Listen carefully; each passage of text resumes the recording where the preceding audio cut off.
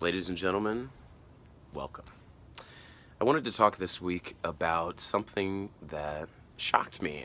I've been studying medicine and been a doctor 15 years now, and this week when I was working in the ER, I was reading some background research on cardiovascular disease, and what I found shocked me. Even though I've been doing this stuff for 15 years, and I see patients in heart attacks and strokes all the time. As you may or may not know, cardiovascular disease is the number one killer of people in the United States and worldwide. Chances are you may die of that, I may die of that, more than anything else. So it's important to everybody, and also, and I'm going to talk about this a little bit later, what you can do to prevent that, to live longer. This stuff is gold, and it's really important to focus on that. It's really helpful to focus on that when there's so much noise in the media and online about what's important regarding your health. I'm here to tell you this stuff is important, because even this week in the ER, I see people die of heart attacks. I see people end up in nursing homes and in wheelchairs from strokes. This is cardiovascular disease, as opposed to cancer or pneumonia or suicide or opiate addiction and opioid overdose, that kind of stuff. That's different. This is cardiovascular disease. It's number one. So here's the thing that I read. Not only is it number one, about 1 in 3 people will die of it. Look around the room. You know, a third of the people you're in the room with are probably going to suffer from these diseases. But here it is. Here's the thing that shocked me. Over 90% of cardiovascular disease is preventable with 2 things: lifestyle and medication. That's it. That shocked me, and I think I've learned this in medical school and in residency, and I've probably read it thousands of times, but I see so many people suffer, not just dying, but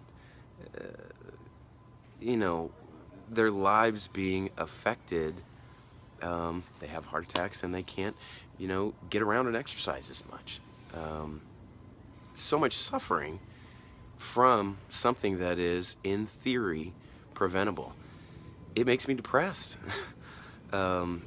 Even with all the technological advancements, cardiovascular has actually gotten better in the last 30 years, but it's still number one cause of death. It's depressing. It's hard. It's people come in with this stuff, and part of me, lives are complicated. People come from different places in terms of ability to take care of themselves, and a desire to be in a place to do what it takes to take care of your health. But when I see the suffering, part of me is like, this is so needless suffering. We don't have to do this. We don't I should be out of a job, right? You shouldn't. But this is the world we live in. The American Heart Association has identified 7 risk factors that this 90% preventable stat can. So here's what you can do about it, and these are things you already know. Okay, the easy ones are kind of the big 4. These are the ones that often are treated with medication, but there are non-drugs things you can do to make these better. Number 1 is blood pressure. 2 is your blood sugar or diabetes. 3 is cholesterol, and 4 is your weight or obesity. Those 4.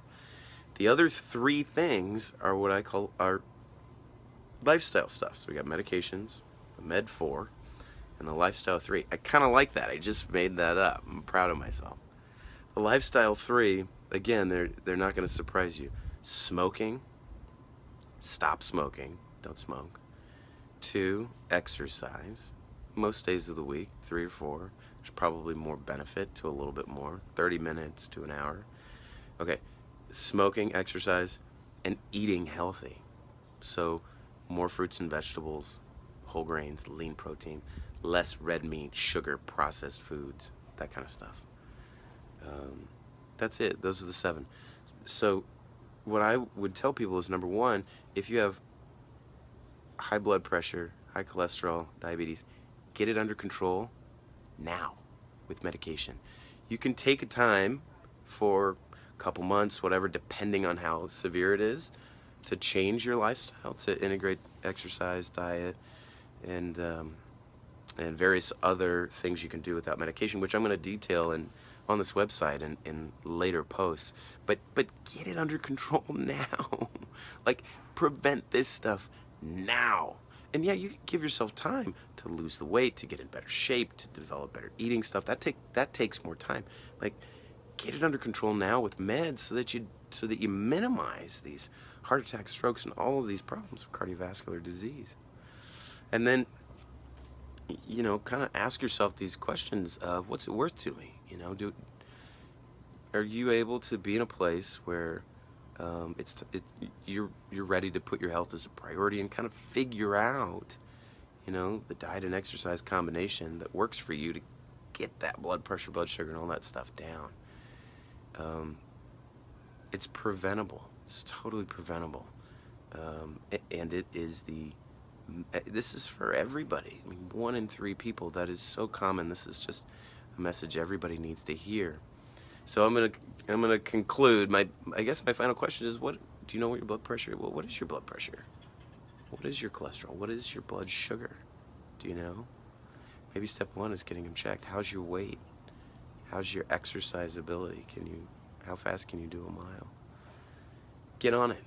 You know, what are we waiting for? This is entirely preventable stuff, and so, you know, I just want to kind of highlight that stuff as this stuff's important. This matters. Spend some time thinking about that. Thanks for tuning in.